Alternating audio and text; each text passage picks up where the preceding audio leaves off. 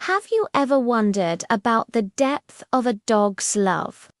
Is it just about food and shelter, or is there something more, something that transcends even life itself? Today, we're going to explore a story that might just answer that question. It's a story about a dog named Buster and his unbreakable bond with his best friend, a bond that not even a cold, pouring rain could wash away. Imagine a small, quiet cemetery on a grey, overcast afternoon. The kind of day where the sky itself seems to be weeping. Among the weathered headstones, a groundskeeper named John was making his usual rounds, preparing to lock up for the evening. The rain had been coming down for hours, turning the pathways into muddy streams. It was a day to be indoors, warm and dry. But as John neared a freshly laid plot, he saw something that made him stop in his tracks. A small, shivering figure huddled against a new headstone. It was a dog soaked to the bone, its fur matted down by the relentless downpour. John recognized him.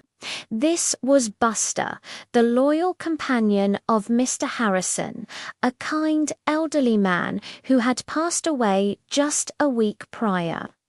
John had seen them together often, walking these very grounds, Mr. Harrison leaning on his cane and Buster trotting faithfully by his side. Now, Buster was alone, refusing to leave the one spot on earth where his best friend lay. John's heart ached for the little dog. He called out softly, "Hey there, Buster. Come on, boy. Let's get you out of this rain." He held out a hand, hoping to coax him away. But Buster didn't move. He just lifted his head, his sad brown eyes meeting John's for a moment before he lowered his head back onto his paws, pressing himself even closer to the cold stone. It was as if he was guarding his owner, protecting him just as he always had. John knew he couldn't just leave him there. The temperature was dropping, and Buster was shivering uncontrollably. He tried again, speaking in a gentle, reassuring tone. "It's okay, buddy. It's getting dark. You can't stay here all night." He slowly approached, but Buster let out a low, mournful whine. It wasn't a growl of aggression, but a sound of pure, unadulterated grief. A sound that said, "Please, just let me be with him." This wasn't just a dog waiting for his owner to come home. This was something deeper. Buster wasn't just at a random spot. He was at Mr. Harrison's grave. How did he know? Did he sense his owner's presence? Was it the lingering scent on the disturbed earth? We can't know for sure, but what was clear was that Buster's heart was anchored to that spot. His world had revolved around Mr. Harrison, and now that his world was gone, this was the only place that felt like home. John, a man who had seen his fair share of sorrow in that cemetery, felt tears welling up in his eyes. He realized he was witnessing a profound act of love and loyalty. He couldn't force the dog to leave. Instead, he made a decision. He walked back to his small groundskeeper's shed, retrieved a large, thick blanket and a big umbrella. He returned to Buster's side, carefully opened the umbrella and wedged it into the soft ground, creating a small shelter over the grieving dog. Then he gently draped the warm, dry blanket over Buster's shivering body. Buster flinched at first, but then seemed to understand the gesture of kindness. He looked up at John, a flicker of gratitude in his sad eyes, before nuzzling into the warmth of the blanket. He didn't move from his spot, but he stopped shivering so violently. John sat down on a nearby bench under the shelter of a large oak tree, deciding he would wait with him. He couldn't bring Mr. Harrison back, but he could make sure his faithful friend wasn't entirely alone in his vigil. For the next hour, they sat in shared silence, the only sound the drumming of rain on the umbrella and the leaves.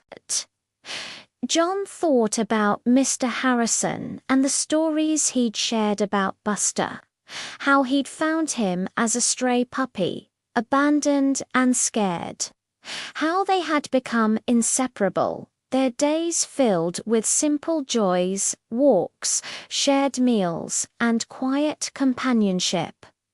Mr. Harrison used to say, "Buster isn't just a dog. He's the keeper of my heart."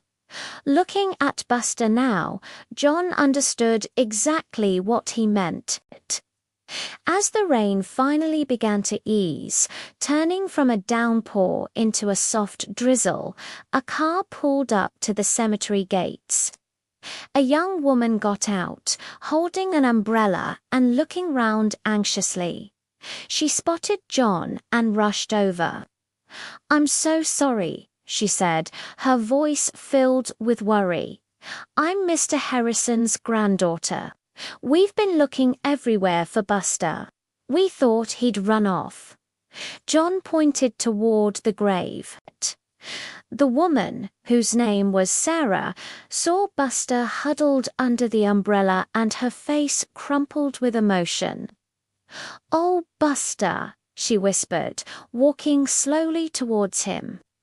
When Buster saw her, his tail gave a weak, tentative thump against the wet ground. He knew her. She knelt down, not caring about the mud, and wrapped her arms around the damp dog. "You came to say goodbye, didn't you, boy?" she murmured, stroking his head. Buster leaned into her embrace, finally letting out a long, shuddering sigh.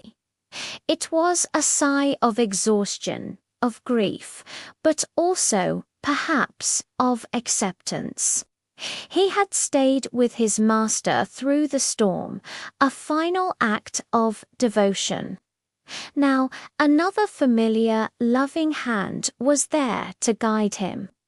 Sarah looked at John with immense gratitude.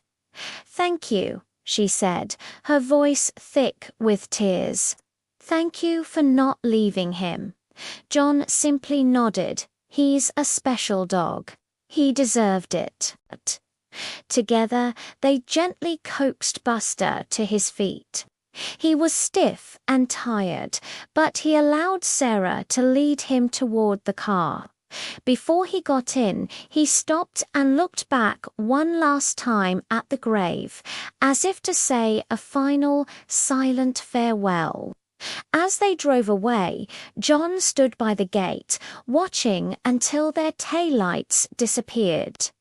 The rain had stopped, and a single ray of moonlight broke through the clouds, illuminating the headstone where Buster had kept his faithful watch. The story of Buster spread through the small town, a touching reminder of the powerful, unspoken connection we share with our animal companions.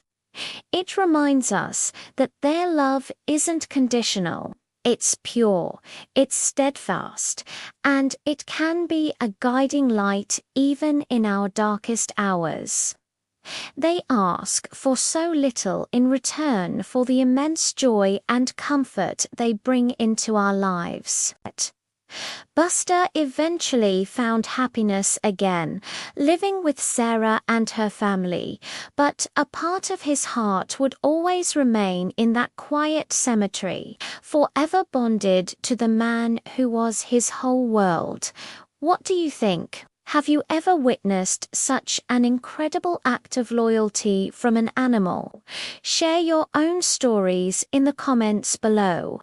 These tales of connection are so important, and they remind us of the good in the world. Thank you so much for joining us for this story today.